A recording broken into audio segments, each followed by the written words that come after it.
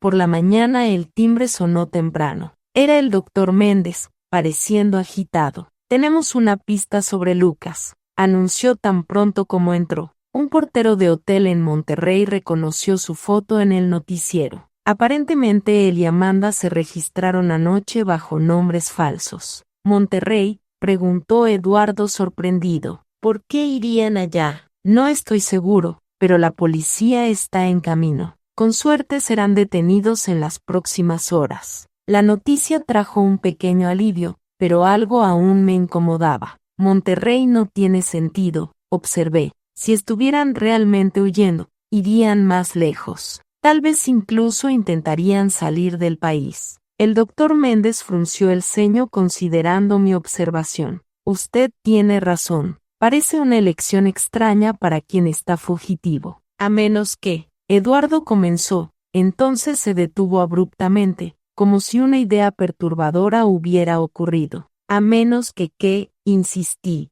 «A menos que sea una distracción deliberada», completó intercambiando una mirada preocupada con el doctor Méndez. En ese momento, el celular de Eduardo sonó. Él contestó, escuchó por algunos segundos y su rostro palideció. «¿Cuándo?», preguntó tensamente. «Entendido. Estamos saliendo de inmediato». Colgando se giró hacia nosotros con urgencia. «Alguien invadió su casa en Ciudad de México, doña Isabel. El sistema de alarma se disparó hace 15 minutos. La policía está en camino, pero, Lucas», concluí sintiendo un escalofrío en la espalda. «Él nunca estuvo en Monterrey. Envió a alguien para crear una falsa pista mientras iba tras lo que realmente quería. Necesitamos ir allí», decidió Eduardo. «Si está buscando documentos o valores, necesitamos saber exactamente lo que cogió». «Es peligroso», alertó el doctor Méndez. «Si Lucas todavía está en la casa, la policía ya debe haber llegado»,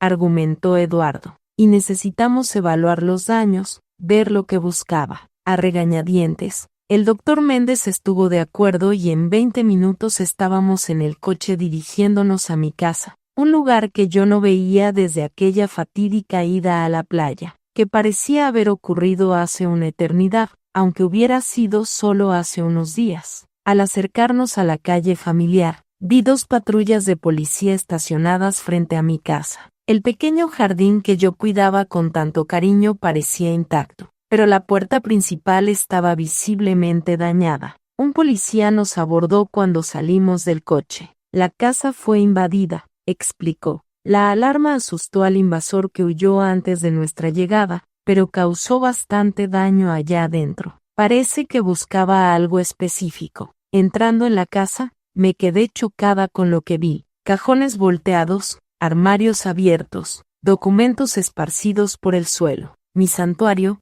el hogar que había compartido con Alfredo por décadas, profanado por la avaricia y desesperación de mi propio nieto. Fue directo a la oficina, observó Eduardo caminando por el pasillo. Sabía exactamente lo que buscaba. En la pequeña oficina el caos era aún mayor. El escritorio antiguo que tanto le encantaba a Alfredo había sido dañado, sus cajones arrancados y vaciados. La caja fuerte empotrada en la pared estaba abierta, su contenido desaparecido. «¿Qué había en la caja fuerte?», preguntó el doctor Méndez. «Algunas joyas de familia, documentos importantes y, dudé recordando algo que casi había olvidado, los datos de acceso a la cuenta en Suiza». Eduardo y el doctor Méndez intercambiaron miradas alarmadas. «Si Lucas consiguió esos datos», habló Eduardo lentamente, «puede intentar acceder a la cuenta remotamente, transferir todo el dinero. Necesitamos llamar al banco de inmediato», decidió el doctor Méndez, ya cogiendo el teléfono. «Bloquear la cuenta antes de que sea demasiado tarde». Mientras ellos se ocupaban de eso, caminé lentamente por la casa, absorbiendo la extensión de la violación. Cada habitación contenía memorias. El cuarto donde Alfredo y yo dormíamos abrazados en las noches frías, la cocina donde él preparaba su famoso arroz al horno los domingos, la sala donde Lucas, niño, abría regalos de Navidad con ojos brillantes de excitación. Ahora todo estaba manchado, no solo por la invasión física, sino por la traición que había precedido este momento. Cogí una fotografía caída en el suelo. Yo, Alfredo y Lucas en su graduación de la secundaria. 3 rostros sonrientes, orgullosos, unidos. Una imagen de una familia que ya no existía. El doctor Méndez apareció a mi lado, el rostro sombrío. Conseguí hablar con el banco en Suiza. Confirmaron que hubo un intento de acceso a la cuenta hace 20 minutos usando sus credenciales. ¿Lucas lo consiguió?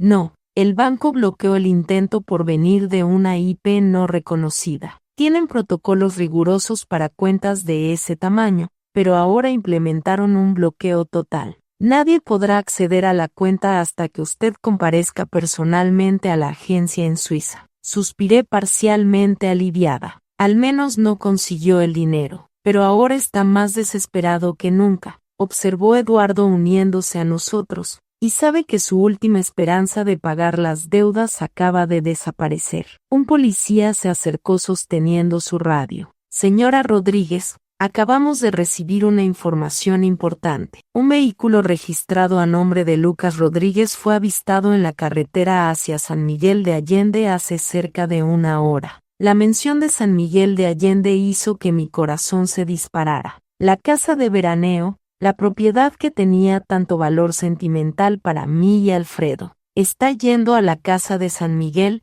concluí. Tal vez crea que hay algo de valor allí, algo que pueda vender rápidamente, o simplemente está desesperado y sin opciones, sugirió Eduardo, buscando un lugar para esconderse temporalmente. La policía de San Miguel de Allende fue notificada, informó el policía. Están monitoreando la propiedad y las carreteras de acceso. El doctor Méndez, después de una breve conversación telefónica, se volvió hacia nosotros. Hablé con el delegado responsable del caso. Sugiere que usted se quede en un hotel bajo protección policial hasta que Lucas sea capturado. La idea de otro escondite, otra cama extraña, más días viviendo con miedo, me causó una súbita ola de indignación. No, yo no continuaría huyendo. No permitiría que Lucas robara también mi dignidad e independencia. No, respondí firmemente, sorprendiéndome a mí misma con la determinación en mi voz. Basta de esconderme. Voy a San Miguel de Allende. ¿Qué? Exclamó Eduardo chocado. Pero es exactamente hacia allá donde Lucas está yendo. Precisamente, respondí, una nueva resolución creciendo dentro de mí. Es hora de enfrentar a mi nieto directamente, en territorio que conozco, que significa algo para nuestra familia. Es extremadamente peligroso, argumentó el doctor Méndez. Lucas está acorralado, desesperado. La policía va a capturarlo. Solo necesitamos esperar. ¿Y si destruye la casa antes de eso? Aquel lugar contiene las últimas memorias intactas que tengo con Alfredo. No permitiré que Lucas las profane como hizo con esta casa. Eduardo y el doctor Méndez intentaron disuadirme presentando argumentos racionales sobre seguridad y procedimientos. Pero por primera vez desde que todo había comenzado, me sentí completamente segura de mi camino. Voy a San Miguel de Allende,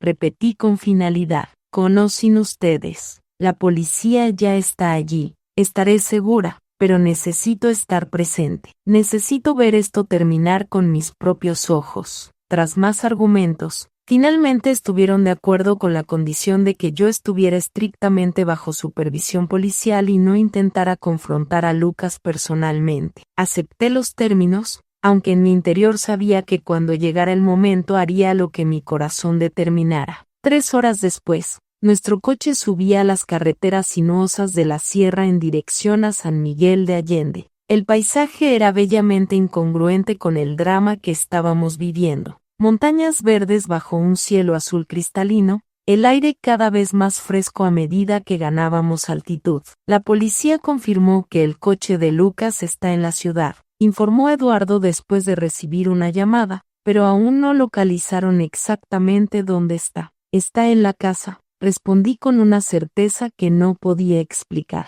Es hacia allá donde vamos y es allí donde todo terminará. A medida que nos acercábamos al destino, sentía una extraña calma instalarse. Después de días de miedo e incertidumbre, finalmente estaba tomando las riendas de mi propia historia. Fuera cual fuera el resultado del enfrentamiento inminente con Lucas, yo lo enfrentaría de pie, no más como una víctima asustada, sino como la mujer fuerte que Alfredo siempre vio en mí. La carretera serpenteaba entre araucarias centenarias, llevándonos al encuentro que cambiaría para siempre el significado de la palabra familia en mi vida. La carretera a San Miguel de Allende me traía memorias contradictorias a cada curva. Recordaba los viajes con Alfredo, el sonido de su risa cuando yo expresaba nerviosismo en las partes más empinadas del trayecto. Recordaba también a Lucas niño en el asiento trasero, preguntando cada 5 minutos si ya habíamos llegado.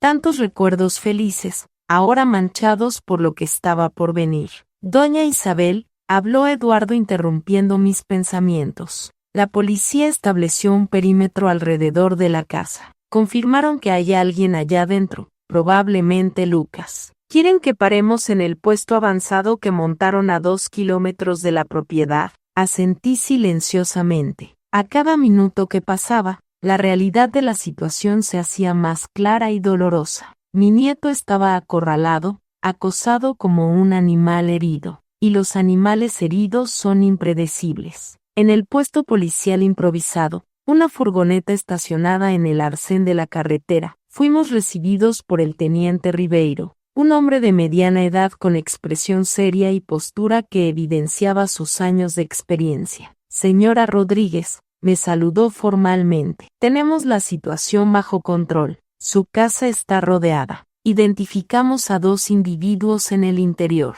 Creemos que son Lucas y Amanda Rodríguez. Parecen estar buscando algo, moviéndose de una habitación a otra. ¿Están armados?, preguntó el doctor Méndez. No tenemos confirmación visual de armas, pero estamos procediendo con la suposición de que pueden estarlo. La idea de Lucas armado me causó una nueva ola de angustia. ¿Qué le había pasado? ¿Cómo el niño dulce que yo conocía se había transformado en alguien de quien la policía necesitaba protegerse? ¿Cuál es el plan?, pregunté tratando de mantener la compostura. Estamos tratando de establecer comunicación. Enviamos mensajes por el altavoz, pero hasta ahora no obtuvimos respuesta. Si continúan sin responder, tendremos que considerar una entrada táctica. Entrada táctica quiere decir invadir la casa por la fuerza. Pregunté alarmada. Es un último recurso, señora, pero si evaluamos que hay riesgo de autoagresión o destrucción significativa de propiedad, podemos necesitar intervenir.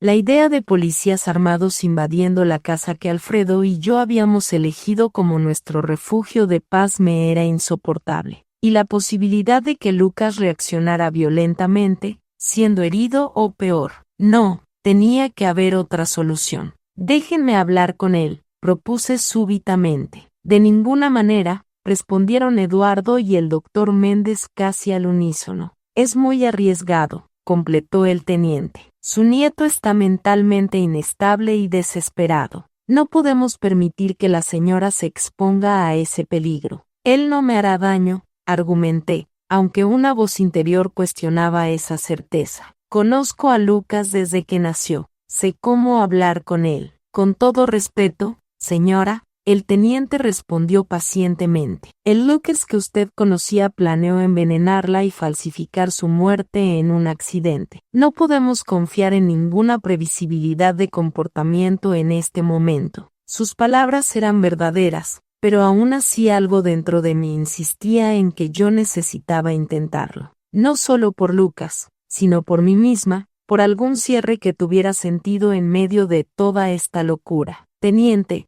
el doctor Méndez intervino dándose cuenta de mi determinación. Tal vez podamos llegar a un compromiso. ¿Y si doña Isabel hablara con Lucas por teléfono desde una distancia segura, sin contacto físico? El teniente consideró la idea por un momento. Eso podría funcionar. Podríamos usar el megáfono para instruirle a contestar el teléfono de la casa. Si acepta conversar, puede ayudar a desescalar la situación. Tras más discusiones sobre seguridad y procedimientos, el plan fue aprobado. Yo hablaría con Lucas por el teléfono fijo de la casa mientras permanecería en la furgoneta policial, lo suficientemente lejos para estar segura. pero lo suficientemente cerca para que mi voz pudiera potencialmente calmarlo. Recuerde, me instruyó Eduardo mientras yo me preparaba. No importa lo que diga, manténgase firme. Él puede intentar manipularla de nuevo, jugar con sus emociones. No caiga en esa trampa. Asentí agradecida por el consejo, aunque sabía que sería más fácil decirlo que hacerlo. Lucas conocía mis puntos débiles, mis detonantes emocionales. Había pasado años estudiándolos meticulosamente para su manipulación. El teniente usó el megáfono para comunicarse con la casa. Lucas Rodríguez, sabemos que usted y Amanda están allá adentro. La casa está rodeada, no hay salida. Su abuela quiere hablar con usted por el teléfono de la casa. Conteste cuando suene. Hubo un largo momento de silencio. Entonces, una de las cortinas de la sala se movió ligeramente. Alguien estaba observando. El teniente marcó el número de la casa. Escuchamos el tono en el aparato de comunicación. 1, 2, 3 veces. En el cuarto tono alguien contestó, pero no habló nada. Lucas, llamé con la voz más firme de lo que esperaba. Soy yo, abuela. Silencio por algunos segundos, luego, ¿qué quiere? La voz de Lucas sonaba extraña, tensa, casi irreconocible. Quiero entender, Lucas. Quiero saber cómo llegamos a este punto. Una risa amarga vino del otro lado de la línea. ¿Cómo llegamos a este punto? Usted realmente no lo sabe, ¿verdad? Siempre viviendo en su burbuja, su mundo perfecto con el abuelo, sin ver lo que pasaba a su alrededor. ¿De qué estás hablando? Estoy hablando de cómo ustedes dos siempre fueron la pareja perfecta, los abuelos ejemplares. Todo el mundo adoraba a Alfredo e Isabel, los bondadosos, los generosos, pero nadie veía lo que pasaba cuando las visitas se iban. Sus palabras me confundieron completamente. Lucas, no entiendo lo que estás diciendo. Siempre te tratamos con amor. Amor, él prácticamente escupió la palabra. ¿Así lo llama? ¿Sabe cuántas veces mi padre lloró por culpa de ustedes? ¿Cuántas veces volvía destrozado después de visitar a los padres ejemplares? Roberto, Lucas estaba hablando de mi hijo, su padre. Un dolor agudo atravesó mi pecho. Tu padre tenía problemas, Lucas. Intentamos ayudarlo de todas las formas posibles. Problemas que ustedes crearon, gritó, su voz temblando de rabia. Siempre cobrando perfección, siempre comparándolo con los hijos de los demás. Nada de lo que hacía era lo suficientemente bueno para el gran Alfredo Rodríguez, ¿verdad? Las acusaciones me golpearon como bofetadas. Era verdad que Alfredo había sido riguroso con Roberto, esperando excelencia en todo, pero eso era amor, no crueldad. Queríamos lo mejor para nuestro hijo. Tu padre era amado, Lucas. Amado, Lucas se rió de nuevo, un sonido que me erizó la piel. Es lo que siempre dicen, ¿verdad? Lo entendiste mal, hijo. Es por tu bien. ¿Sabe lo que mi padre me dijo antes de morir en ese accidente? Que estaba conduciendo borracho porque no aguantaba más intentar probar su valía para ustedes. Aquella revelación me golpeó como un impacto físico. Roberto había muerto volviendo de una fiesta. Su coche volcó en una curva. El informe indicó alto contenido alcohólico en la sangre. Lo habíamos atribuido a una irresponsabilidad, un error terrible. Jamás imaginé que pudiera haber algo más profundo detrás. Lucas, eso no puede ser verdad. Mi voz falló. Es la única verdad que me importa, respondió, la amargura evidente. Y después de que murió, ustedes me acogieron. Claro, los abuelos ejemplares no abandonarían al nieto huérfano, pero siempre mirándome como si esperaran que yo cometiera los mismos errores de mi padre, siempre presionándome para ser perfecto, para no desperdiciar oportunidades como él. Sus palabras abrieron una herida que yo ni siquiera sabía que existía. Era verdad que tras la muerte de Roberto, Alfredo y yo habíamos sido particularmente exigentes con Lucas. Queríamos que él tuviera todas las oportunidades que su padre, en nuestra visión, había desperdiciado. Pero eso había sido interpretado de una forma completamente diferente por el niño que sufría el luto de su padre. Lucas, si así fue como te sentiste, lo siento mucho, de verdad. pero eso no justifica intentar matarme. Hubo una pausa larga. Cuando habló de nuevo, su voz estaba más controlada, casi fría. No, nada lo justifica. Yo me perdí, abuela. Me perdí completamente. Un suspiro profundo. Comencé a apostar para sentir algo, cualquier cosa, para tener control sobre algo en mi vida. Cuando me di cuenta, debía millones a gente que no acepta excusas. Podríamos haber conversado, Lucas. Yo te habría ayudado de alguna forma. ¿Cómo? Dándome un sermón sobre responsabilidad financiera. Comparándome con el hijo de su amigo que se hizo médico, se rió amargamente. Además, ya era demasiado tarde. El tiburón no es exactamente paciente con deudores. Entonces decidiste que yo tenía que morir, concluí, el dolor de aquella verdad aún fresco. Fue idea de Amanda inicialmente, admitió después de un momento. Ella dijo que sería más limpio, más rápido. Una señora mayor, un accidente doméstico, nadie cuestionaría mucho. La herencia vendría a mí, yo pagaría las deudas y seguiríamos adelante. La frialdad con que él describía el plan para asesinarme me dejó nauseada. ¿Cómo habíamos llegado a este punto? ¿Cómo no me di cuenta de la profundidad de la disfunción en nuestra familia? Y ahora, ¿cuál es el plan, Lucas? La casa está rodeada. No hay salida. Otra pausa larga. No sé. Sinceramente no sé. Vine hasta aquí buscando algo que pudiera vender rápidamente. Joyas, documentos de valor, cualquier cosa, pero no encontré nada útil. ¿Qué harías si lo hubieras encontrado? Pregunté genuinamente curiosa. Intentaría negociar con el tiburón, ganar más tiempo, pero ahora, su voz se desvaneció y de fondo pude escuchar lo que parecía ser Amanda llorando. Lucas, ríndete a la policía. Es la única opción ahora. Tal vez con un buen abogado, considerando las circunstancias, tu sentencia pueda ser reducida. ¿Sentencia? Él se rió de nuevo, aquel sonido perturbador. Abuela, usted realmente no entiende, ¿verdad? El tiburón ya sabe que no voy a pagar. Incluso en la prisión me encontraría y sería mucho peor que cualquier cosa que el sistema penitenciario pudiera hacer.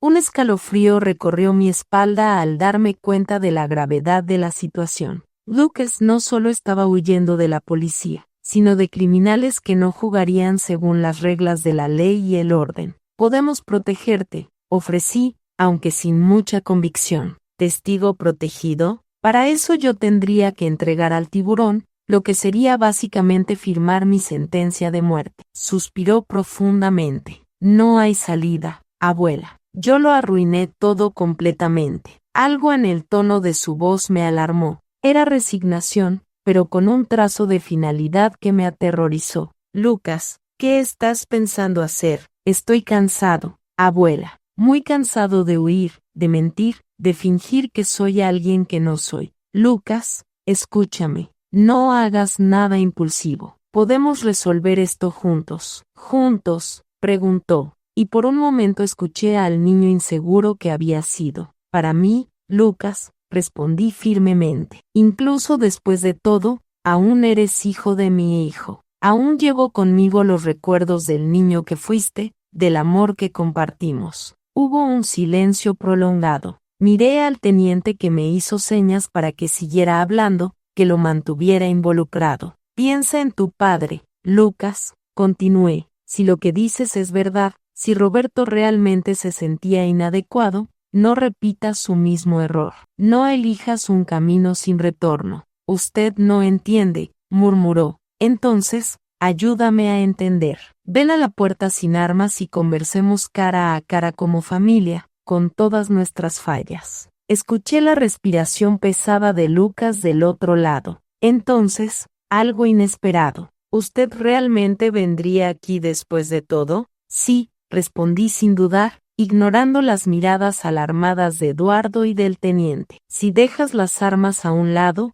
yo iré a ti. El teniente cubrió el micrófono. Señora Rodríguez, eso es extremadamente peligroso. No podemos permitir. Levanté la mano para silenciarlo. En ese momento era una cuestión entre abuela y nieto, una cuestión de familia. Sin trucos, Lucas. sin más mentiras. Solo nosotros dos, conversando honestamente por primera vez en años. Después de lo que pareció una eternidad, Lucas respondió, «Ok, voy a dejar las armas sobre la mesa de la sala. Estaré esperando en el balcón. Solo Amanda se quedará dentro de la casa. Voy para allá», prometí colgando el teléfono. El caos fue instantáneo. Eduardo, el doctor Méndez y el teniente comenzaron a protestar simultáneamente. «Es un suicidio», exclamó Eduardo. «Puede estar mintiendo sobre las armas», alertó el doctor Méndez. «Absolutamente fuera de cuestión», declaró el teniente. «No pondremos a un civil en riesgo». Encaré a los tres con una determinación que no sentía hacía años. «Señores, agradezco la preocupación, pero esta es mi familia, mi responsabilidad. Si existe una posibilidad de resolver esto sin violencia, necesito intentarlo». «Doña Isabel», argumentó el teniente, «él planeó matarla. Esto no es un desacuerdo familiar común. Estoy consciente de eso. Pero también sé que hay más en esta historia que simplemente maldad. Hay dolor, hay trauma generacional, hay cosas que necesitan ser dichas antes de que sea demasiado tarde». Después de más argumentos, llegamos a un compromiso. Yo iría a la casa, pero usaría un chaleco antibalas disfrazado bajo mi ropa. Policías quedarían posicionados estratégicamente, listos para intervenir a la menor señal de peligro. Y yo usaría un micrófono oculto para que pudieran escuchar la conversación. Cuando los preparativos terminaron, Eduardo sostuvo mis manos. «Por favor, tenga cuidado. No se deje manipular de nuevo». Asentí conmovida por su preocupación genuina. «Seré cautelosa, lo prometo, pero necesito darle esta última oportunidad. No por Lucas, sino por mí misma». El trayecto hasta la casa me pareció interminable, aunque fueran solo 2 kilómetros. Cada curva de la carretera revelaba más del paisaje familiar. Pinos altos, el cielo azul de San Miguel de Allende y finalmente, en la cima de una colina suave, la casa de madera y piedra que Alfredo y yo habíamos construido como nuestro refugio. Cuando el coche se detuvo a una distancia segura, respiré hondo y salí. Los últimos 100 metros serían recorridos a pie, sola. Sentía el peso del chaleco bajo mi blusa, un recordatorio constante del peligro que enfrentaba. A medida que me acercaba, vi a Lucas sentado en los escalones del balcón. Parecía más pequeño de alguna forma, encorvado, sin el aire confiado que siempre exhibía. Su rostro estaba pálido, los ojos rojos de quien había llorado recientemente. Me detuve a unos metros de distancia. «Lucas». Él levantó la cabeza lentamente. «Abuela, realmente vino. Dije que vendría». Un silencio incómodo se instaló entre nosotros. Tantas cosas que decir, tantas heridas abiertas, y ninguno de nosotros sabía por dónde empezar. «Las armas están en la mesa», finalmente habló, haciendo un gesto vago hacia el interior de la casa. «Como prometí», asentí manteniendo distancia. «¿Qué te pasó, Lucas? ¿Realmente qué te pasó?». Él pasó las manos por el rostro, un gesto que me recordó tanto a Roberto que mi corazón se encogió. «Comencé a apostar en línea durante la universidad. Era solo diversión al principio, pequeñas cantidades. Luego gané en grande una vez y aquella sensación no era como nada que yo había sentido. Control, poder, validación, todas las cosas que nunca sentí creciendo». Él se miró las propias manos como si pertenecieran a otra persona. «Cuando comencé a perder, ya estaba viciado. Necesitaba recuperar el dinero. Entonces apostaba más. Un ciclo sin fin. Conocí a Amanda en un casino clandestino. Ella trabajaba allí. Me ofreció ayuda especial con préstamos. Parecía la solución para todos mis problemas. ¿Por qué nunca pediste nuestra ayuda, Lucas? Alfredo y yo habríamos hecho cualquier cosa por ti». Él se rió amargamente. «Cualquier cosa, excepto aceptarme como yo era». ¿Recuerdas cuando reprobé cálculo en el primer año de la universidad? El abuelo no me habló por semanas. Dijo que yo era igual a mi padre, desperdiciando potencial. La memoria me golpeó como una bofetada. Era verdad. Alfredo había sido duramente crítico, creyendo que la severidad motivaría a Lucas a esforzarse más. Nosotros cometimos errores, admití, muchos errores, pero eso no justifica lo que planeaste hacerme. Lucas bajó la cabeza, las lágrimas finalmente cayendo. Lo sé, no hay justificación. Cuando Amanda sugirió, yo debería haber rechazado de inmediato, pero estaba tan desesperado, tan aterrado. El tiburón había amenazado con romperme los dedos como primer aviso y cada día la deuda crecía más con los intereses. Entonces decidiste que mi muerte sería la solución. No fue una decisión consciente, no inicialmente. Fue más como una pendiente resbaladiza. Primero solo queríamos su firma en algunos documentos. Después nos dimos cuenta de que usted podría cuestionar las transferencias. Entonces vino la idea de hacerla parecer incapaz mentalmente y finalmente, el accidente. Completé.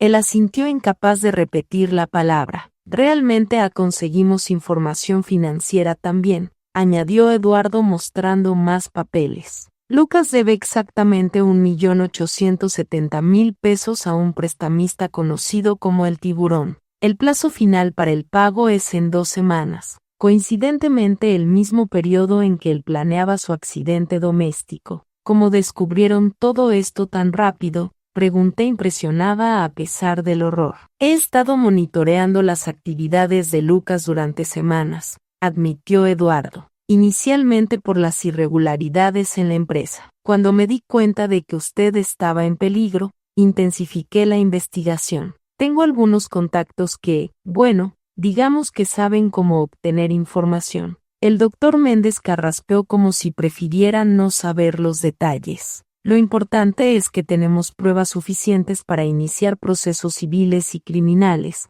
pero Lucas no se quedará quieto. Ya comenzó a actuar. ¿Qué quiere decir? Él también presentó una denuncia alegando que usted está desaparecida y posiblemente secuestrada por un ex empleado inestable. También inició un proceso de interdicción de urgencia, alegando que usted sufre de demencia incipiente y está poniendo en riesgo su propia seguridad. Eso es absurdo, exclamé sintiendo una mezcla de rabia y desesperación. ¿Cómo puede inventar esas mentiras sobre mí? Lamentablemente es una táctica común en casos así, explicó el doctor Méndez. Quien ataca primero generalmente establece la narrativa dominante. Lucas está tratando de construir una imagen de usted como una anciana confundida y manipulada por un extraño, mientras él se presenta como el nieto preocupado. Necesitamos actuar con rapidez, añadió Eduardo. La buena noticia es que tenemos pruebas concretas. El medicamento adulterado, los documentos alterados, los correos electrónicos sobre el accidente. La mala noticia es que el proceso legal puede ser lento. ¿Cuánto tiempo tengo hasta que él consiga la interdicción? Pregunté sintiendo un escalofrío solo de pensar en perder el control sobre mi propia vida. Conseguimos una medida cautelar temporal que suspende cualquier decisión hasta que usted pase por una evaluación médica independiente, respondió el doctor Méndez, pero él presionará para que esa evaluación ocurra cuanto antes y tratará de influenciar el resultado. ¿Cómo? Presentando su historial médico reciente que probablemente muestra síntomas de confusión y olvido, síntomas que él mismo causó con los medicamentos adulterados. Eduardo parecía furioso. Es un plan diabólico, casi perfecto. Si no hubiéramos intervenido a tiempo. Un silencio pesado cayó sobre la cabaña. Todos sabíamos lo que habría pasado. En pocas semanas yo estaría declarada incapaz, perdería control sobre mis bienes y, eventualmente, sufriría un accidente conveniente. ¿Qué hacemos ahora?, pregunté finalmente. Primero, necesitamos garantizar que usted pase por una evaluación médica completa con médicos de nuestra confianza, respondió el doctor Méndez, incluyendo exámenes toxicológicos que muestren las sustancias que estaban siendo administradas sin su conocimiento. Esto desmantelará el argumento de que usted sufre de demencia. Segundo, continuó Eduardo, necesitamos garantizar que sus propiedades estén protegidas. El doctor Méndez ya ha presentado solicitudes para bloquear cualquier transferencia o venta de sus bienes hasta que el caso se resuelva. Y tercero, concluyó el doctor Méndez, necesitamos prepararla para un enfrentamiento directo. En algún momento, tal vez en un tribunal, usted tendrá que enfrentar a su nieto y su versión de los hechos. La idea de encarar a Lucas en un tribunal me hizo estremecer, no por miedo a él, sino por el dolor de ver en lo que se había convertido,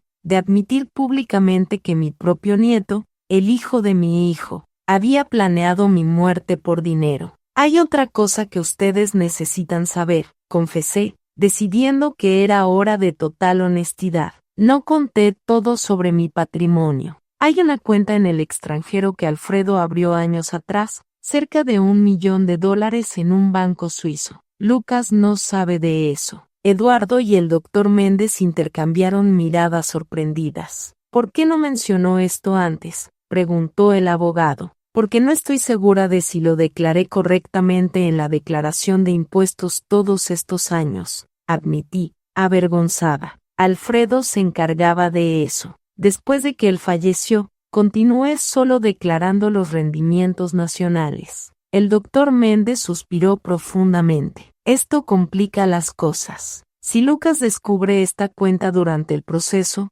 puede usarla en su contra, alegando ocultación de patrimonio, lo que fortalecería el argumento de que usted no está administrando adecuadamente sus bienes. Por otro lado, reflexionó Eduardo, es dinero que está seguro, fuera de su alcance. Podemos usar esto estratégicamente. Antes de que pudiéramos continuar la conversación, el teléfono de la cabaña sonó de nuevo. Celia contestó y vino rápidamente hacia nosotros, el rostro pálido. Eduardo, un coche se detuvo en la entrada de la posada. Es un hombre joven con una mujer. Están preguntando por una señora mayor que habría llegado ayer. Mi corazón se disparó. Lucas nos había encontrado. Como nos descubrieron, susurré aterrorizada. Eduardo pensó rápidamente. Su celular, usted lo encendió. Solo por unos minutos, confesé, para escuchar sus mensajes. Tiempo suficiente para rastrear la señal, murmuró. Tenemos que salir de aquí ahora. El doctor Méndez ya estaba guardando los documentos en su carpeta. Hay una salida por la parte de atrás. Sí, da a un sendero que lleva a la playa, respondió Celia. Mi coche está estacionado allí atrás. Pueden usarlo. Mientras Eduardo y el doctor Méndez reunían apresuradamente nuestras cosas, me quedé paralizada mirando por la ventana de la cabaña que daba al jardín. La realidad de la situación me golpeó con toda su fuerza. Estaba literalmente huyendo de mi propio nieto, como en una película de suspense. Doña Isabel, necesitamos irnos, insistió Eduardo tocando suavemente mi hombro. Ellos no pueden verla. Asentí forzando mis piernas temblorosas a moverse. Tomamos la pequeña bolsa con mi ropa y documentos y salimos por la parte de atrás, siguiendo un sendero estrecho entre arbustos floridos que en otras circunstancias me habrían parecido encantadores. El coche de Celia era un modelo antiguo, pero bien conservado. Eduardo asumió la dirección mientras el doctor Méndez se sentaba a mi lado en el asiento trasero. ¿A dónde vamos?, pregunté mientras el coche avanzaba por una carretera secundaria lejos de la entrada principal de la posada. A Ciudad de México, decidió Eduardo, los ojos alternando entre la carretera y el retrovisor. Tengo un amigo que posee un pequeño hotel en el centro. No es lujoso, pero es discreto. Podemos hospedarnos allí usando nombres falsos mientras preparamos los próximos pasos. El doctor Méndez asintió aprobando el plan. En la capital tendremos acceso más fácil a los recursos legales que necesitamos y nos perderemos entre la multitud. El viaje a Ciudad de México fue tenso. Cada vez que un coche se acercaba demasiado, me encogía en el asiento, imaginando a Lucas persiguiéndonos. Eduardo conducía con cuidado, pero rápidamente, tomando rutas alternativas para garantizar que no estábamos siendo seguidos. ¿Cree que él sabe a dónde vamos?, pregunté en cierto momento. Es improbable, respondió Eduardo. Aunque hayan rastreado su celular hasta la posada, no tendrían cómo saber nuestros planes futuros. A menos que, el doctor Méndez comenzó, entonces se detuvo como si estuviera pensándolo mejor. A menos que, insistí, a menos que ellos hayan puesto algún tipo de rastreador en nuestras cosas. pero eso sería paranoia. Creo que ya pasamos el punto donde podemos descartar cualquier escenario por parecer demasiado paranoico, completé. Eduardo estuvo de acuerdo. Cuando lleguemos a Ciudad de México vamos a revisar nuestra ropa y pertenencias por precaución. A medida que nos acercábamos a la ciudad, el tráfico se intensificaba. El flujo constante de coches, autobuses y camiones era a la vez reconfortante y opresivo. Por un lado, era más fácil perderse en la multitud. Por otro, la contaminación y el ruido contrastaban drásticamente con la tranquilidad de la posada en Playa del Carmen. El hotel del amigo de Eduardo quedaba en una calle estrecha en el centro antiguo. Era un edificio de 3 pisos con fachada de azulejos decorados, típico de la arquitectura de principios del siglo XX. El vestíbulo era pequeño, pero limpio y acogedor. Fernando, estos son mis tíos Carlos e Isabel. Eduardo nos presentó al recepcionista, un hombre de mediana edad con bigote gris. Están teniendo problemas con una fuga en el apartamento y necesitan quedarse algunos días. Fernando asintió comprendiendo el mensaje entre líneas. Claro, tenemos un cuarto doble disponible en el 3er piso. Muy tranquilo, ventanas hacia la parte de atrás. Después de instalarnos en el cuarto, sencillo pero cómodo, Eduardo revisó metódicamente toda nuestra ropa y pertenencias en busca de posibles rastreadores. No encontró nada, lo que trajo algo de alivio. El doctor Méndez había salido para hacer algunas llamadas en particular. Cuando regresó parecía más optimista. Conseguí agendar una consulta con la doctora Elena Campos para mañana por la mañana. Ella es neuróloga y perito judicial, especializada en evaluaciones de capacidad mental. Es extremadamente respetada y absolutamente ética. Si ella atestigua su plena capacidad, será un golpe devastador contra las alegaciones de Lucas. ¿Y qué hay de la casa de San Miguel de Allende?, pregunté. ¿Y mis otros bienes? El juez concedió el bloqueo temporal que solicitamos, respondió el doctor Méndez. Lucas no puede vender, transferir o alterar nada hasta la resolución del caso, pero eso no le impedirá intentar otros medios. ¿Cómo cuáles? Él ya está esparciendo una historia sobre su supuesto declive mental entre amigos y conocidos, creando una red de testigos que dirán haber notado cambios en su comportamiento en los últimos meses. Esto es tan calculado, comenté sintiendo un escalofrío. ¿Cómo pudo planear todo esto? Eduardo se sentó en el único sillón del cuarto pareciendo súbitamente cansado. La adicción al juego puede transformar completamente a una persona. La combinación de deudas enormes y el miedo a acreedores violentos crea una desesperación que justifica cualquier cosa en la mente del adicto.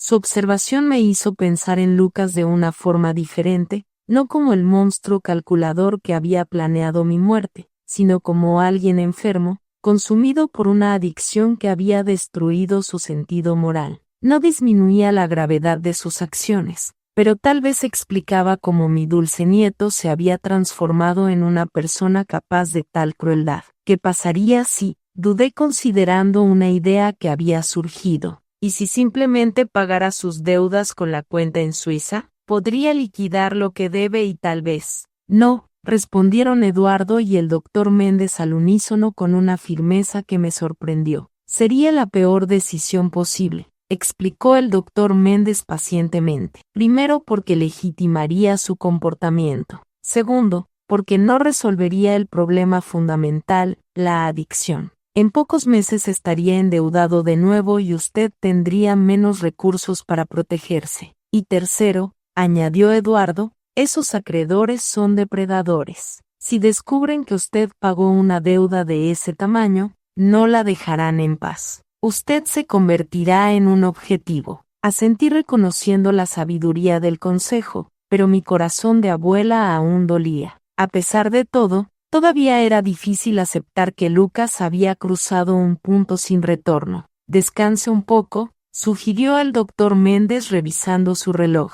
Mañana será un día crucial con la evaluación médica. Necesita estar fuerte y lúcida. Tras la salida de ellos, me quedé sola en el cuarto extraño, mirando por la ventana hacia un patio interno rodeado por otros edificios antiguos. tan diferente de mi casa cómoda, construida a lo largo de décadas con Alfredo. El sentimiento de exilio era abrumador. Cerré los ojos tratando de recordar cómo era Lucas niño, su primer día de escuela cuando se agarró a mi pierna aterrorizado por lo desconocido. El adolescente quieto tras la muerte de su padre, a quien yo intentaba consolar incluso en mi propio luto. El joven orgulloso vistiendo la toga el día de su graduación. ¿Dónde estaría aquel niño ahora? ¿Todavía existiría enterrado bajo capas de adicción y desesperación? ¿O había desaparecido completamente, sustituido por alguien capaz de planear fríamente la muerte de su propia abuela? Con esas preguntas dolorosas en la mente, me dormí un sueño agitado, repleto de pesadillas donde Lucas me perseguía por escaleras interminables, siempre a punto de alcanzarme. La mañana siguiente amaneció gris y lluviosa, un cielo que parecía reflejar mi estado de ánimo. Desperté temprano después de una noche de sueño fragmentado. Mi cabeza me latía con un leve dolor, quizás resultado de la tensión acumulada o de los medicamentos adulterados que habían dejado mi sistema gradualmente en los últimos días. Eduardo llegó a las 8:30 trayendo café y panés frescos. Su rostro demostraba cansancio, pero había una determinación en sus ojos que me daba fuerza. ¿Cómo se siente?, preguntó mientras arreglaba el pequeño desayuno sobre la mesa del cuarto. Como alguien que descubrió que su vida entera era una farsa, respondí tratando de sonreír, pero fallando. No todo era falso, observó Eduardo gentilmente. El amor que usted le dio a Lucas durante años fue real. Las memorias felices que compartieron eran verdaderas. Lo que sucedió después no borra eso. Sus palabras, aunque bien intencionadas, tocaron una herida abierta. ¿Cómo confiar en cualquier recuerdo ahora? ¿Cuántas de las risas, de los momentos de cariño, de las confidencias compartidas con mi nieto habían sido genuinas y cuántas habían sido calculadas para manipularme? Tenemos que salir en 20 minutos para la consulta con la doctora Elena, informó Eduardo cambiando de tema al notar mi incomodidad. El doctor Méndez nos encontrará directamente en la clínica. Consiguió copias de los exámenes médicos que Lucas adjuntó a la solicitud de interdicción. Son de hace 3 meses cuando usted estuvo en el hospital con mareos, ¿recuerda? Recordaba vagamente. Había tenido un episodio de vértigo después del almuerzo en casa de Lucas.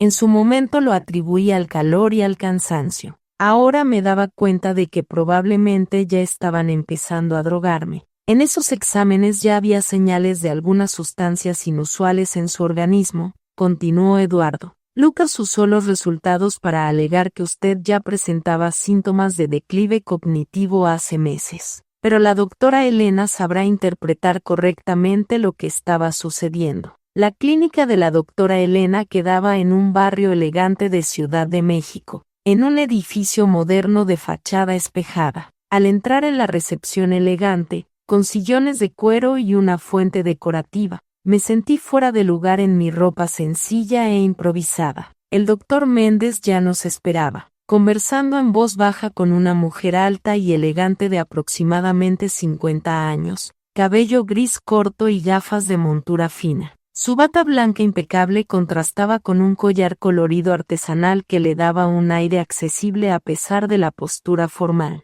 Doña Isabel, esta es la doctora Elena Campos, nos presentó el doctor Méndez. La médica me saludó con un apretón de manos firme y una sonrisa gentil. Vamos a mi consultorio. Necesitamos hacer una evaluación completa y tengo muchas preguntas. Las 3 horas siguientes fueron agotadoras. Primero, la doctora Elena recogió muestras de sangre y orina para análisis toxicológicos. Después condujo una batería de pruebas cognitivas, desde preguntas sencillas como fecha y lugar hasta ejercicios complejos de razonamiento lógico, memoria y toma de decisiones. Durante todo el proceso me hizo preguntas detalladas sobre mi historia médica, mi rutina diaria y específicamente sobre los momentos en que había sentido confusión mental u olvido. Los síntomas siempre empeoraban después de las comidas en casa de Lucas, ¿verdad?, preguntó en determinado momento, anotando mis respuestas en una tableta. Sí, ahora que lo pienso,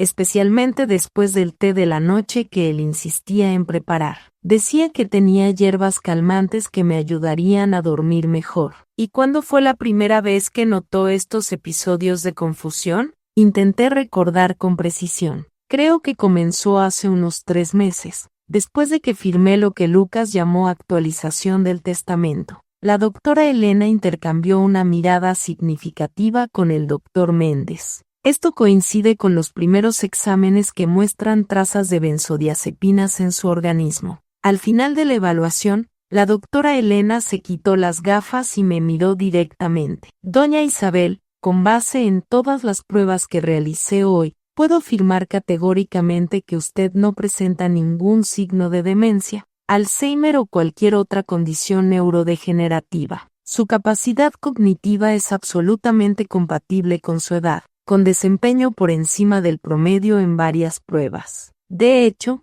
sentí un alivio inmenso con sus palabras. Una cosa era que Eduardo y el doctor Méndez me creyeran. Otra completamente diferente era tener una confirmación médica oficial. ¿Y qué hay de los episodios de confusión que tuve? Los resultados preliminares de los análisis toxicológicos confirman la presencia residual de sustancias como lorazepam y otros medicamentos que combinados causan exactamente los síntomas que usted describe: somnolencia, confusión, lapsos de memoria. No es su mente la que está fallando, doña Isabel. Usted estaba siendo sistemáticamente envenenada. La palabra envenenada flotó en el aire como una sentencia. Era una cosa saber intelectualmente lo que Lucas estaba haciendo, otra completamente diferente escuchar a una médica respetada confirmar el horror en términos tan claros. Voy a emitir un informe completo al final del día, continuó la doctora Elena. El doctor Méndez puede usar esto tanto para derribar la solicitud de interdicción como para fundamentar el proceso criminal contra su nieto. De vuelta en el coche,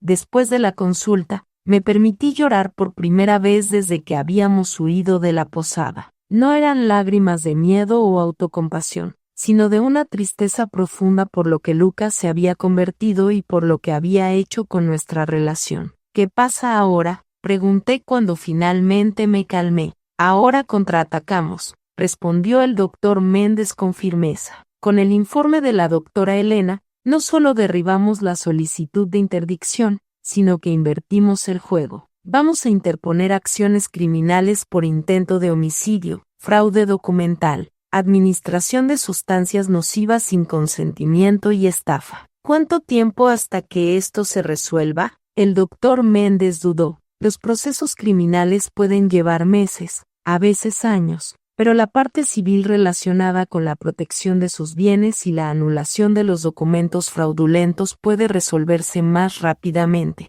especialmente con las evidencias que tenemos. La perspectiva de un largo proceso judicial me asustaba. A mis 67 años no tenía tantos años por delante para desperdiciar en tribunales. ¿Y qué hay de Lucas?, pregunté. ¿Será arrestado? Con las evidencias que tenemos, es altamente probable, respondió el doctor Méndez. Intento de homicidio con premeditación es un crimen grave. Sumado a las otras acusaciones, puede enfrentar una pena considerable. La idea de mi nieto en prisión me causaba sentimientos contradictorios. Por un lado, él había planeado fríamente mi muerte. Por otro, era el hijo de mi hijo, el último pedazo de familia que me quedaba. ¿Existe alguna alternativa?, pregunté vacilante. ¿Alguna forma de resolver esto sin destruir completamente lo que queda de nuestra familia? Eduardo y el doctor Méndez intercambiaron miradas preocupadas. Doña Isabel,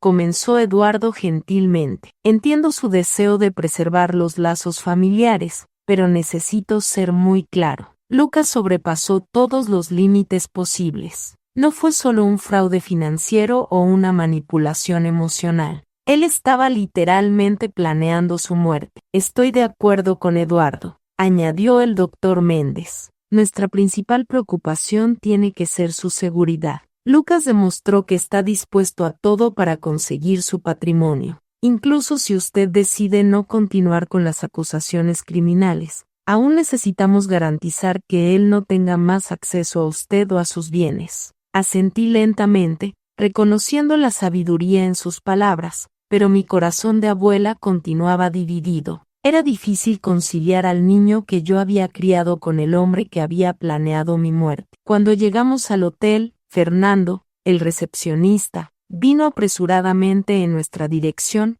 pareciendo nervioso. Eduardo, necesito hablar contigo en particular. Los dos se alejaron, conversando en voz baja. Por la expresión tensa de Eduardo, me di cuenta de que algo andaba mal. Cuando regresó, su rostro estaba serio. Doña Isabel, tenemos un problema. Lucas estuvo aquí hace una hora preguntando por nosotros. Mi sangre se heló. ¿Cómo nos encontró de nuevo? No estoy seguro. Fernando no confirmó nada. Dijo que no conocía a ninguna Isabel, pero Lucas mostró una foto suya e insistió en que había información de que usted estaría hospedada aquí. Tenemos que salir inmediatamente, decidió el doctor Méndez. Si encontró este lugar, volverá con la policía o algo peor. Peor, el prestamista a quien él debe dinero, explicó Eduardo sombríamente. Si Lucas está realmente desesperado, puede haber recurrido a métodos más extremos para encontrarla. Rápidamente reunimos nuestras pocas pertenencias. Fernando nos condujo por una salida de servicio en la parte de atrás del hotel,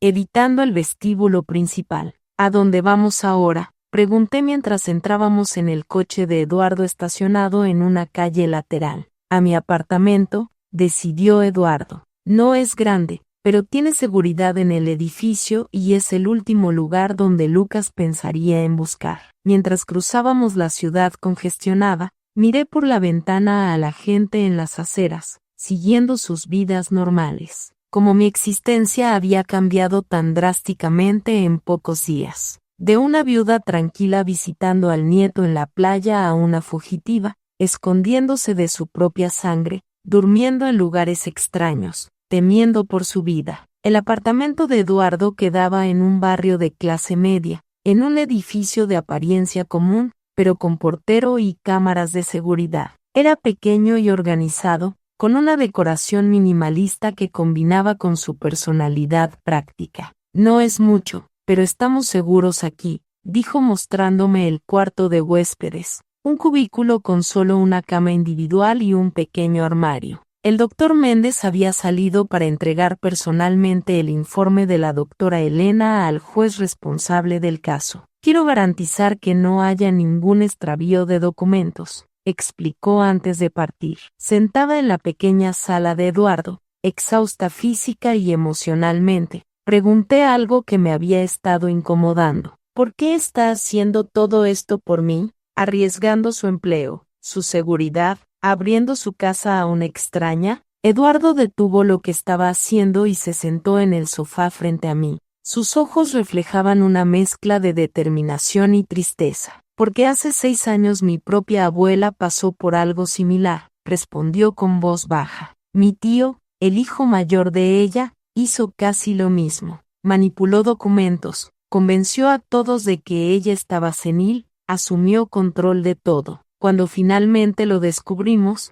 era demasiado tarde. Ella murió sola en un asilo de 5ª categoría, donde él la había internado para ahorrar dinero mientras vivía en la mansión de ella. Sus puños se cerraron con el recuerdo doloroso. Yo era demasiado joven. No tenía recursos o conocimiento para ayudarla. Cuando vi lo que Lucas estaba planeando hacer con usted, juré que esta vez sería diferente, que esta vez yo haría algo. Sus palabras me conmovieron profundamente. En medio de la pesadilla en que se había convertido mi vida, encontré un alma gentil, alguien dispuesto a arriesgarlo todo para ayudar a una desconocida por principios morales. Gracias, susurré sosteniendo su mano. No sé lo que habría pasado si usted no me hubiera enviado aquel mensaje en la playa. Sabemos exactamente lo que habría pasado, respondió sombríamente. Y es por eso que no podemos bajar la guardia hasta que Lucas esté legalmente impedido de acercarse a usted.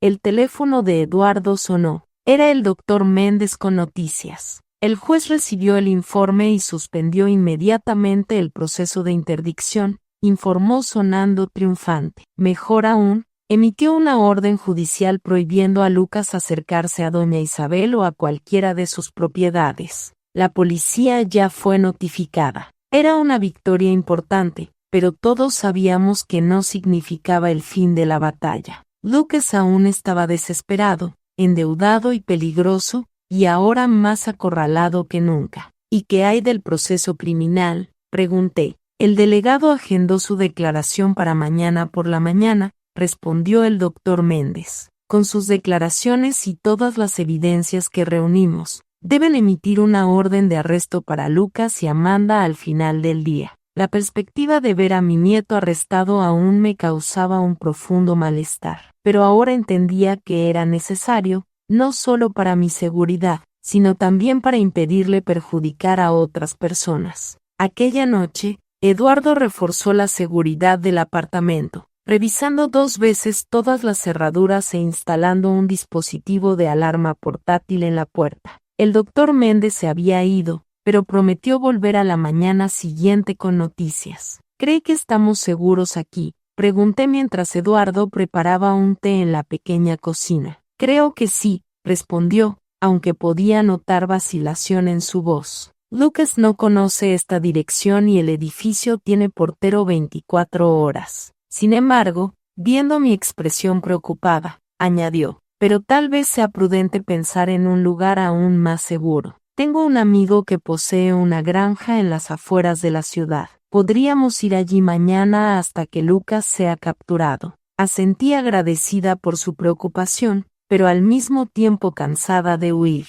A mis 67 años, después de una vida de trabajo honesto con Alfredo, me había convertido en una fugitiva, escondiéndome en lugares desconocidos, temiendo por mi seguridad. ¿Qué le pasó a mi vida?, murmuré, más para mí misma que para Eduardo. Fue interrumpida temporalmente, él respondió, sentándose frente a mí y ofreciéndome una taza de té. Pero no se acabó. Usted va a reconstruirla, diferente quizás, pero aún suya. Sus palabras contenían una sabiduría que me reconfortó. Sí, mi vida había sido puesta patas arriba, pero todavía estaba en mis manos. Si conseguía sobrevivir a esta crisis, podría empezar de nuevo con nuevas bases, nuevas personas, nuevos propósitos. A mis 67 años imaginé que conocía perfectamente bien a mi familia hasta el día exacto en que recibí aquel mensaje anónimo en la playa que lo cambió absolutamente todo para siempre. Sal discretamente ahora mismo y regresa inmediatamente al coche. No les digas absolutamente nada a tus nietos. En ese instante preciso miré a mis nietos sonrientes a mi alrededor y sentí un escalofrío que me recorrió toda la espalda. Pero antes de continuar con esta historia que te mantendrá completamente pegado hasta el último segundo,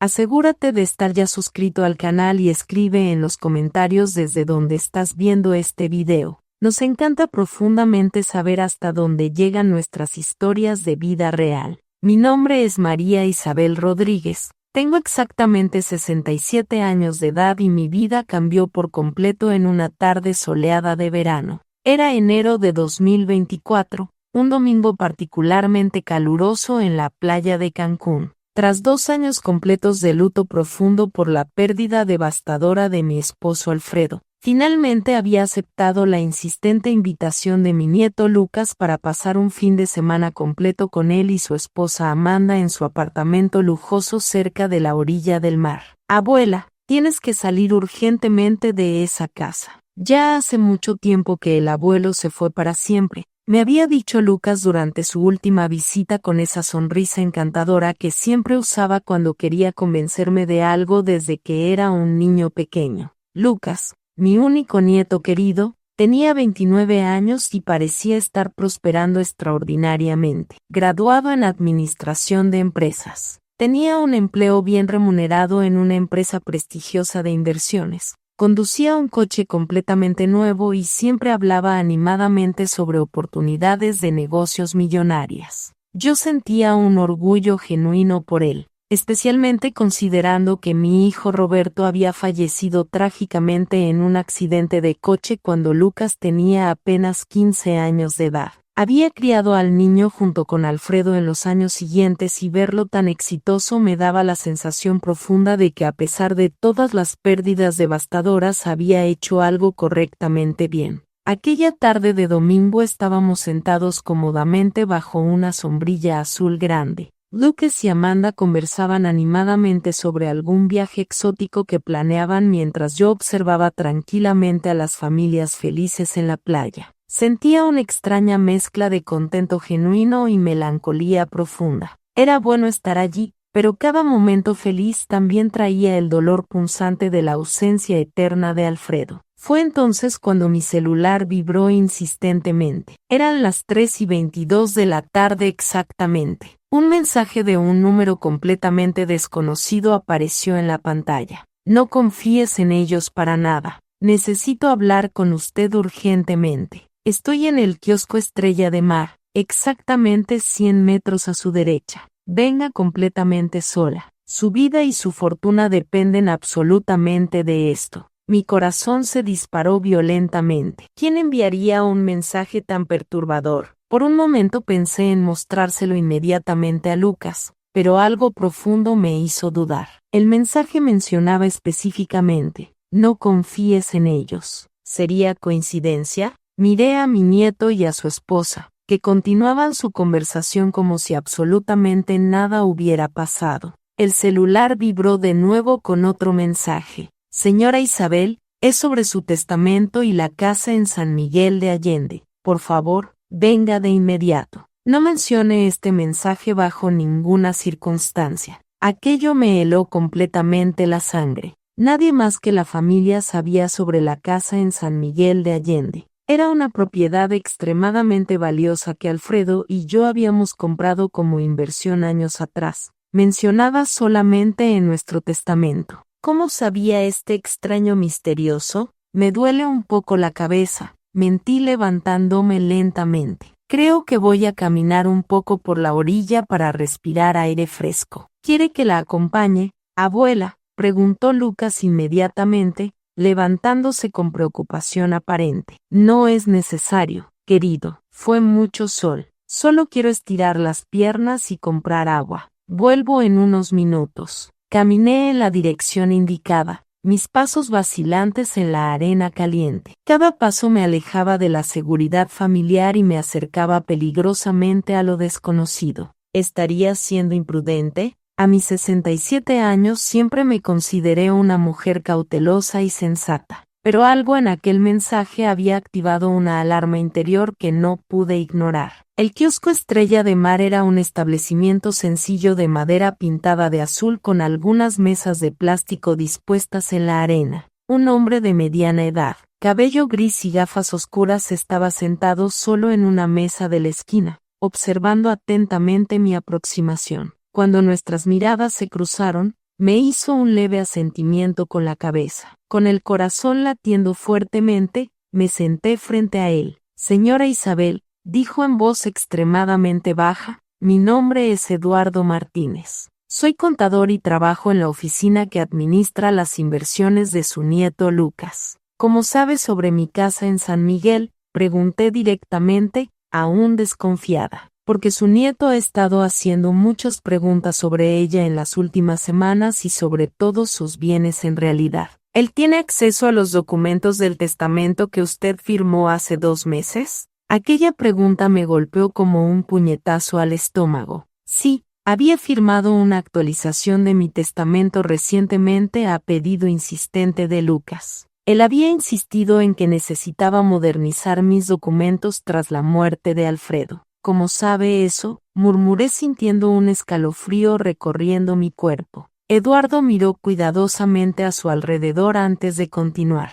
Señora Isabel, lo que le voy a decir es extremadamente grave. Descubrí accidentalmente que su nieto está involucrado en un esquema de fraude financiero. Está hundido en deudas con gente muy peligrosa y planea usar su patrimonio para pagar exactamente lo que debe. Eso es completamente absurdo, respondí automáticamente, pero sin mucha convicción. Lucas jamás me haría eso. El testamento que usted firmó no es exactamente lo que piensa. Él reemplazó las páginas después de que usted firmara. En el usted le transfiere absolutamente todo a él de inmediato, declarándose mentalmente incapaz de gestionar sus bienes. Mi cabeza comenzó a dar vueltas violentamente. Las piezas del rompecabezas se encajaban de forma terrible. Las invitaciones insistentes para que saliera de casa, la preocupación excesiva por mi salud, las preguntas constantes sobre mis inversiones y propiedades. ¿Por qué me está contando esto?, pregunté, mi voz temblorosa. Porque descubrí que no es la primera vez que hace esto. Hubo otra víctima antes de usted, una tía abuela suya por parte de padre. Eduardo dudó por un momento, porque encontré algo aún más perturbador en su computadora. Abrió una carpeta y me mostró la copia impresa de un correo electrónico. Era una conversación entre Lucas y alguien identificado solo como Dr. M. El contenido era explícito sobre aumentar gradualmente la dosis para garantizar que parezca natural y los accidentes domésticos son siempre la mejor opción para personas mayores. Mi mundo se derrumbó completamente en ese momento. No era solo mi dinero lo que estaba en juego, era mi propia vida. ¿Qué hago ahora?, pregunté sintiendo el pánico crecer dentro de mí. No puede volver a ese apartamento. Llevan semanas poniendo algo en sus medicamentos para la presión. Por eso se ha sentido tan cansada últimamente. ¿Cómo sabía que andaba exhausta? Llevaba meses sintiéndome extrañamente letárgica, atribuyéndolo a la edad y a la depresión por la pérdida de Alfredo. Pero mis cosas, mis documentos, puedo ayudarla a recuperarlos después. Ahora necesitamos salir de aquí. Ya notaron su demora. Miré hacia atrás y vi a Lucas caminando rápidamente por la arena en nuestra dirección, el rostro contraído en una expresión que nunca había visto antes. No era preocupación, era rabia pura. En ese momento tomé una decisión que lo cambiaría todo. Me levanté y seguí a Eduardo hasta su coche estacionado cerca. Cuando Lucas gritó mi nombre, fingí no escuchar. Estaba dejando atrás no solo a mi nieto, sino la última ilusión de familia que me quedaba. Aún no lo sabía, pero aquel mensaje en la playa sería el comienzo de la batalla más difícil de mi vida. Una lucha contra mi propia sangre para proteger no solo mi herencia, sino mi propia existencia. A medida que el coche de Eduardo se alejaba de la playa, mantuve los ojos fijos en el espejo retrovisor. La imagen de Lucas parado en la arena, su rostro contorsionado de frustración mientras nos observaba partir, quedaría grabada en mi memoria para siempre. Era el rostro de un extraño, no del niño que yo había criado con tanto amor. ¿A dónde vamos?, pregunté finalmente cuando ya estábamos en la avenida principal. A un lugar seguro donde podamos hablar con calma, respondió Eduardo, sus ojos vigilantes en el tráfico. Conozco a un abogado especializado en casos de abuso patrimonial contra personas mayores. Él nos encontrará en su oficina. Miré la playa que disminuía a lo lejos. La realidad de la situación finalmente me golpeaba con toda su fuerza. Acababa de huir de mi propio nieto, el niño cuyas rodillas había curado cuando se caía de la bicicleta, para quien había hecho pasteles de cumpleaños durante años, con quien había compartido las lágrimas en el entierro de mi hijo. ¿Cómo descubrió todo esto?, pregunté aún tratando de procesar la información. Eduardo suspiró profundamente. Trabajo en el departamento financiero de la empresa hace 12 años. Siempre fui discreto, el tipo de persona que nadie nota en las reuniones. Hace 3 meses encontré discrepancias en las cuentas que Lucas administraba, pequeñas sumas desapareciendo, inversiones de clientes redirigidas temporalmente. Comencé a investigar por mi cuenta. Estacionó frente a un edificio comercial en el centro de la ciudad y continuó. Descubrí que Lucas tiene una deuda de juego de casi 2 millones de pesos con gente peligrosa. Casinos ilegales, apuestas deportivas, ese tipo de cosas. Estaba desviando dinero de clientes para cubrir sus pérdidas, pero eso no era suficiente. 2 millones, repetí incrédula. ¿Cómo puede alguien deber tanto? La adicción al juego es una enfermedad terrible, señora Isabel. Lucas comenzó con pequeñas apuestas en línea, luego fue escalando. Cuando se dio cuenta, ya estaba involucrado con personas peligrosas que ofrecen crédito fácil, pero cobran con intereses exorbitantes y métodos nada convencionales. En la oficina del abogado, un hombre de unos 50 años llamado Dr. Méndez nos recibió con expresión grave. Su oficina era elegante, pero sin pretensiones, con estanterías de libros jurídicos y una ventana que daba al centro de la ciudad. Señora Isabel, lamento que nos conozcamos en estas circunstancias, dijo indicando un sillón cómodo donde me senté. Eduardo me explicó la situación por teléfono. Necesito hacerle algunas preguntas difíciles si está preparada. Asentí, aunque no me sentía preparada para nada. Mi mundo se había derrumbado en cuestión de horas. ¿Usted recuerda exactamente lo que firmó en el Nuevo Testamento? Intenté recordar aquel día hace 2 meses. Lucas había aparecido en casa con una carpeta de documentos explicando que tras la muerte de Alfredo era importante actualizar mi testamento. Dijo que era una simple actualización, que los documentos antiguos no contemplaban la nueva legislación.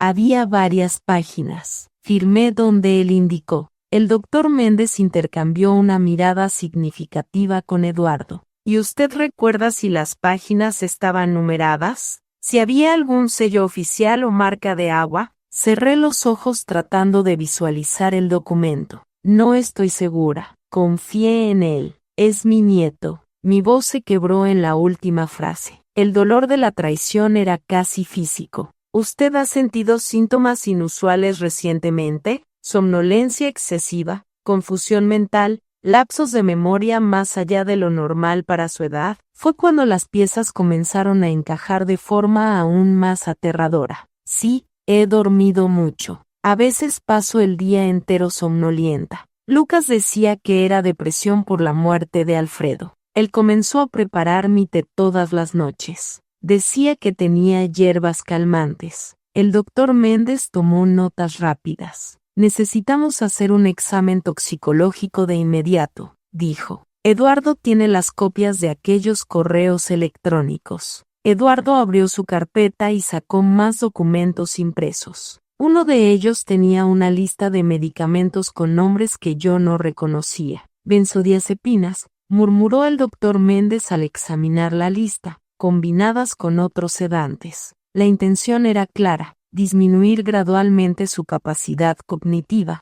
crear una apariencia de senilidad o demencia precoz. Pensé en los pequeños olvidos que había tenido en los últimos meses, en las veces que no podía encontrar las llaves u olvidaba nombres de personas conocidas. No era la edad. Me estaban envenenando lentamente. El plan de ellos era declararme incapaz y tomar control de todo, concluí, la voz temblorosa. No solo eso, Eduardo añadió sombríamente. Los correos electrónicos que encontré mencionaban una solución permanente en caso de que usted comenzara a sospechar. Mencionaban un accidente en la escalera de casa. Mi cuerpo entero tembló. El cuarto comenzó a dar vueltas. Me apoyé en la mesa para no caer.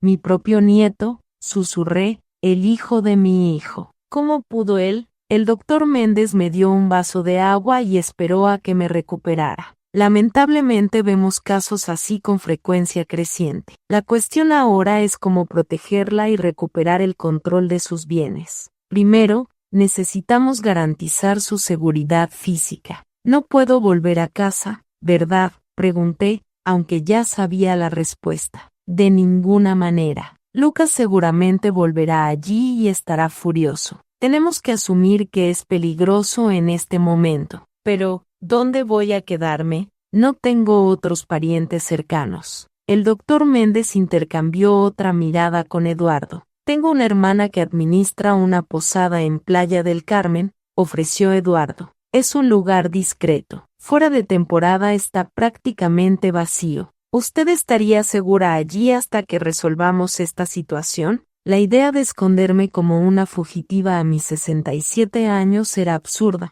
pero menos absurda que la alternativa, regresar a una casa donde mi propio nieto planeaba matarme. ¿Y qué hay de mis documentos? ¿Mi ropa? ¿Mis medicamentos legítimos? Puedo ayudar con eso, dijo Eduardo. Conozco al portero del edificio donde Lucas vive. Puedo inventar una excusa para recoger sus cosas cuando ellos no estén. El doctor Méndez asintió aprobando el plan. Mientras tanto, vamos a la comisaría especializada. Necesitamos presentar una denuncia, solicitar medidas de protección e iniciar el proceso para anular cualquier documento que usted haya firmado bajo coacción o engaño. Miré por la ventana al cielo que comenzaba a oscurecer. Hace pocas horas yo estaba en la playa con lo que creía era mi familia. Ahora estaba en una oficina de abogados planeando cómo esconderme de mi propio nieto. ¿Y si me encuentra? Pregunté sin poder contener el temblor en la voz. El doctor Méndez me miró a los ojos con una seriedad que me asustó. Señora Isabel,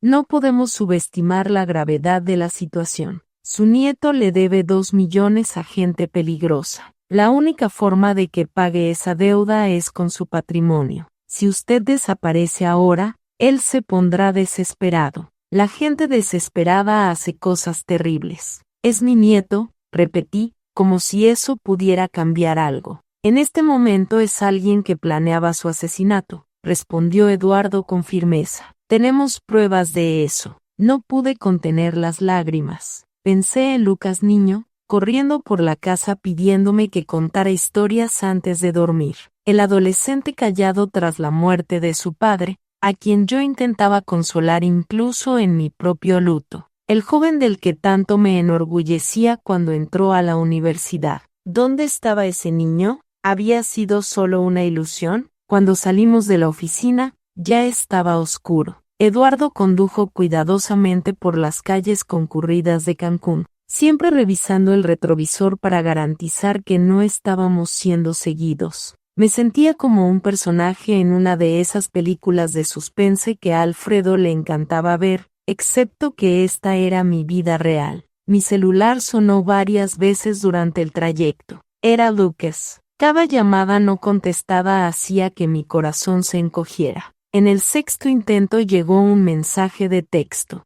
Abuela, ¿dónde estás? Estamos muy preocupados. Ese hombre con el que saliste es peligroso. Por favor, llámame urgente. Le mostré el mensaje a Eduardo, que negó con la cabeza. Clásico. Invertir la situación, hacer que usted dude de quien realmente está tratando de ayudarla. ¿Cómo voy a saber que puedo confiar en usted? Pregunté de repente. Acabo de conocerlo. Eduardo sonrió tristemente. Es una pregunta justa. Usted no me conoce, pero conoce a su nieto y vio las pruebas. Al final tendrá que confiar en alguien. Solo espero que elija a las personas correctas. El teléfono sonó de nuevo. Esta vez era Amanda, la esposa de Lucas. Ella también está involucrada hasta el cuello, confirmó Eduardo. Fue ella quien investigó sobre los medicamentos. Tiene formación en farmacia. ¿Sabía? No sabía. Me di cuenta de que había tantas cosas que yo no sabía sobre las personas que consideraba familia. El camino a Playa del Carmen fue silencioso. Yo observaba las luces de la carretera pasando, tratando de procesar todo lo que había descubierto. De vez en cuando revisaba mi teléfono, ahora silenciado, pero aún recibiendo mensajes desesperados de Lucas. El último de ellos me hizo ahogarme.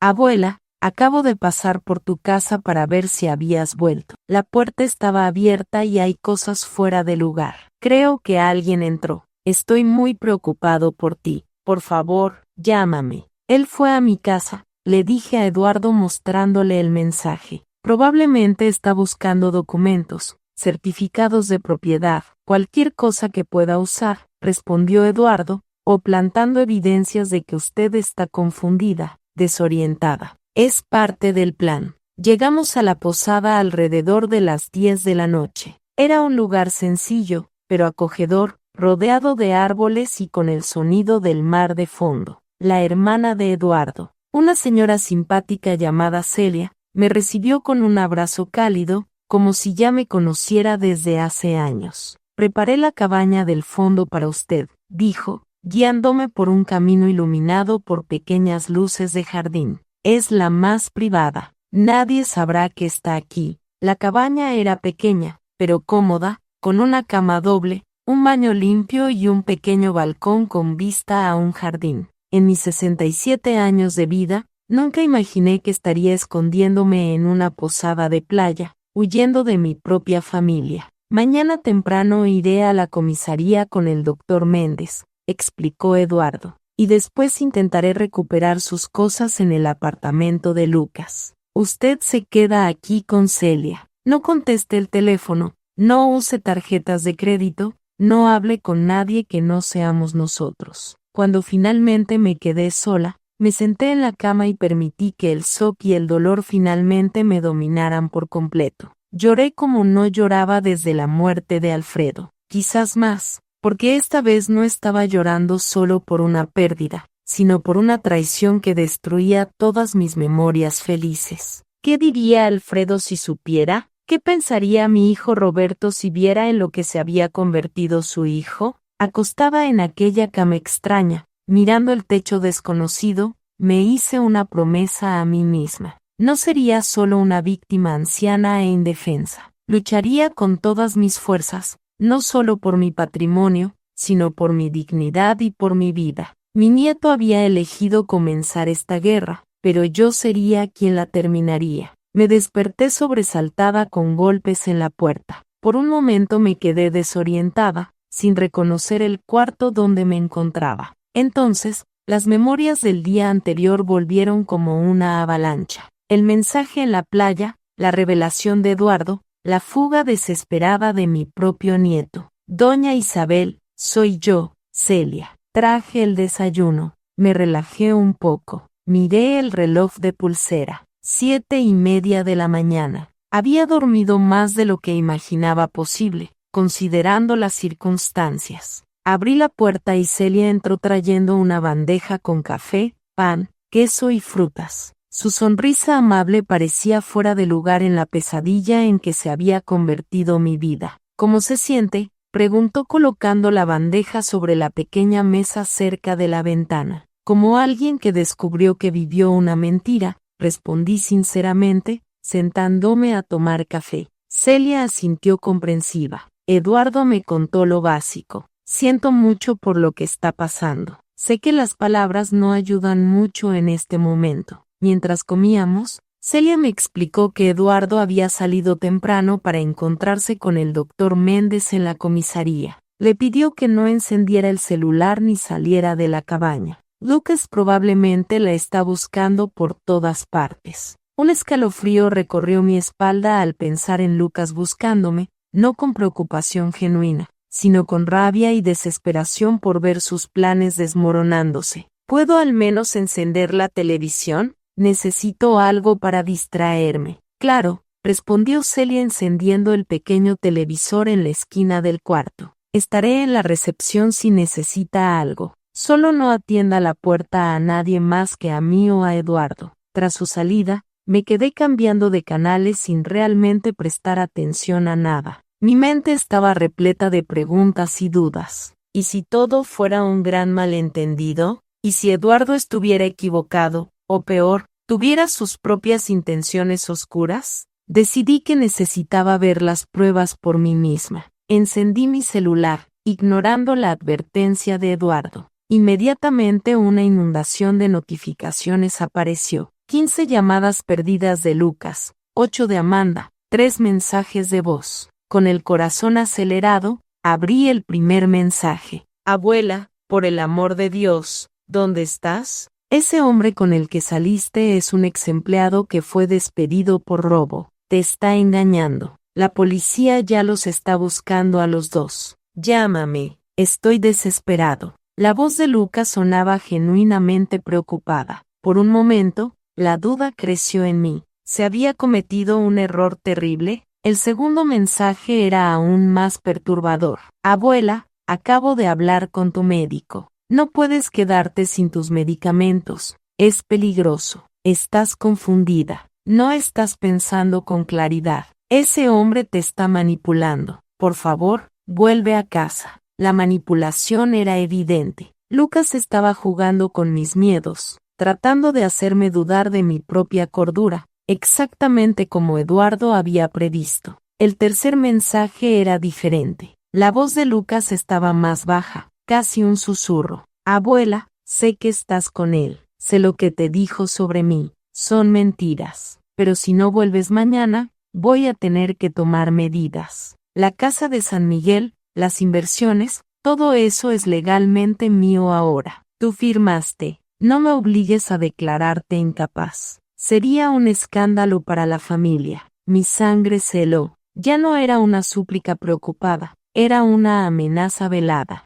la confirmación de todo lo que Eduardo me había contado. Apagué el teléfono con las manos temblorosas, sintiéndome nauseada. No había más dudas. Mi propio nieto, el último lazo familiar que me quedaba, me estaba amenazando. El teléfono de la cabaña sonó sobresaltándome. Contesté vacilante. Doña Isabel, es Celia. Eduardo acaba de llamar. Él y el doctor Méndez están en camino. Tienen noticias importantes. Una hora después, Eduardo y el doctor Méndez llegaron a la cabaña. Ambos parecían tensos, pero determinados. El abogado llevaba una carpeta llena de documentos. Logramos presentar la denuncia. Comenzó el doctor Méndez sentándose a la pequeña mesa. Y obtuvimos una medida de protección de emergencia contra Lucas y Amanda. Legalmente no pueden acercarse a usted. Como si un trozo de papel pudiera protegerme, comenté amargamente. Es un comienzo, respondió Eduardo,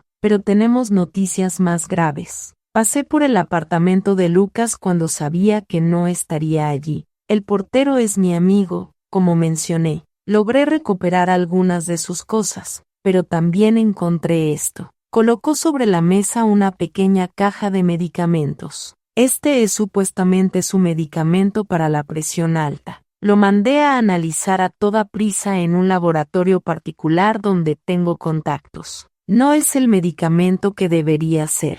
Contiene una combinación de sustancias, incluyendo benzodiazepinas en dosis creciente. El doctor Méndez asintió gravemente. Esto fortalecerá nuestra acción criminal contra él. Intento de homicidio con dolo eventual como mínimo. Y hay más, continuó Eduardo abriendo un sobre. Encontré el verdadero testamento que usted firmó antes de que Lucas reemplazara las páginas. Compare con este otro que obtuvimos en la notaría donde fue registrado. Examiné los dos documentos lado a lado. Parecían idénticos a primera vista. Ambos tenían mi firma al final de cada página, pero el contenido era completamente diferente. En el documento original yo dejaba el 70% de mis bienes a Lucas con la condición de que cuidara la casa de San Miguel, que tenía valor sentimental por haber sido comprada con Alfredo. El otro 30% iría a instituciones de caridad. En el documento alterado, yo declaraba estar en plena conciencia, pero preocupada por mi capacidad futura para administrar mis bienes debido a episodios recurrentes de confusión mental y olvido. El texto transfería inmediatamente la administración de todo mi patrimonio a Lucas con una cláusula que lo convertía en mi curador en caso de incapacidad mental que ciertamente se agravará con el tiempo. Esto es monstruoso, murmuré sintiendo una ola de náusea. Es fraude documental, corrigió el doctor Méndez. Y tenemos cómo probarlo. Las páginas reemplazadas tienen diferencias sutiles en el papel y en la fuente usada. Un perito técnico podrá confirmar que algunas firmas fueron copiadas o falsificadas. Conseguimos información financiera también, añadió Eduardo mostrando más papeles. Lucas debe